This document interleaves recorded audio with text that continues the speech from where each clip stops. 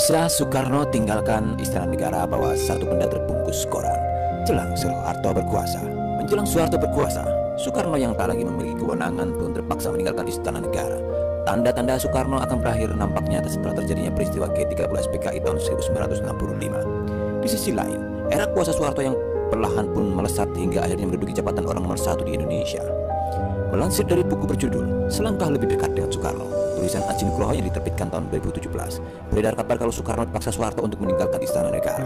Saat meninggalkan Istana Negara, Soekarno meninggalkan sejumlah barang berharga, di antaranya berbagai kemeja favorit hingga alucir Rolex dan berbagai bahan barang berharga lainnya.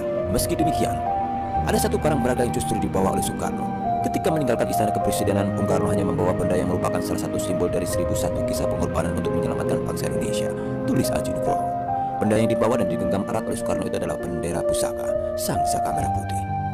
Bendera itu hanya dibungkus dengan kertas koran, tanda Aji Nugroho. Di buku lain, Soekarno memang dikisahkan membawa bendera pusaka merah putih dan menyembunyikannya saat Soeharto berkuasa. Dilansir dari buku Berkibarlah Benderaku, tradisi pengibaran bendera pusaka karya Bondan Winarno, Soekarno menyembunyikan bendera merah putih saat lengser sebagai Presiden RI pada Maret 1967 dan digantikan oleh Soeharto.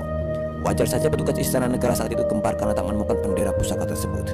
Padahal rencananya bendera merah putih itu akan dikibarkan pada upacara peringatan proklamasi kemerdekaan RI pada tanggal 17 Agustus 1967. Istana Negara kemudian membentuk delegasi untuk menemui Soekarno di Istana Bogor. Kenyataan bahwa bendera pusaka itu dijahit oleh Ibu Fatmawati dan merupakan milik pribadi Bung Karno membuat kepemilikan benda bersejarah ini sempat menjadi masalah kecil, tulis Bondan Winarno. Soekarno awalnya ragu dan menolak memberitahu keberadaan bendera merah putih itu. Namun Soekarno kemudian menyadari bahwa bendera pusaka merah putih yang dijahit oleh Fatmawati itu bukanlah milik pribadi, melainkan sudah menjadi milik bangsa Indonesia. Soekarno lantas meminta delegasi untuk kembali menemuinya pada tanggal 16 Agustus 1967. Namun saat kembali menemui Soekarno pada tanggal 16 Agustus tersebut, delegasi itu justru diajak Soekarno kembali ke Jakarta dan mendatangi Monumen Nasional atau Monas. Ternyata Bung Karno menyimpan bendera pusaka itu di sebuah ruang bawah tanah di kaki Monumen Nasional, tulis Bondan. Setelah bendera pusaka diserahkan ke istana, Presiden Soeharto tak langsung percaya bendera tersebut merupakan bendera pusaka. Soeharto lantas memanggil mantan ajudan Presiden Soekarno, Husein Mutahar, untuk mengecek aslian bendera tersebut. Husein Mutahar adalah ajudan Presiden Soekarno yang mengamankan bendera pusaka saat Bung Karno dan Bung Hatta ditawan Belanda pada agresi militer Belanda kedua. Saat itu, Mutahar diperintah oleh Soekarno menjaga bendera pusaka agar tak disita oleh Belanda. Mutahar sampai membuka jahitan bendera tersebut dan memisahkan warna merah dan warna putihnya.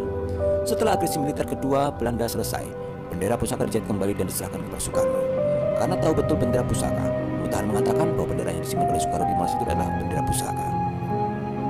Tanda-tanda kekuasaan Soekarno berakhir. Tanda-tanda berakhirnya kekuasaan Soekarno terlihat saat Soeharto memberikan 3 opsi kepada salah satu istri Bung Karno, Ratnasari Dewi. Hal ini berawal dari saat Soekarno selaku Presiden RI memerintahkan Maijen Soeharto mengambil tindakan yang dianggap perlu untuk mengatasi situasi keamanan setelah peristiwa G30 SPKI.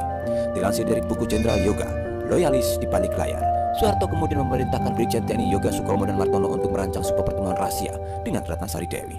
Tujuan pertemuan itu untuk mengorek informasi, kebijakan, serta kegiatan Soekarno sebelum detik-detik G30 SPKI terjadi. Soeharto menganggap semua orang yang dekat dengan Bung Karno harus diinterogasi perihal tragedi tersebut.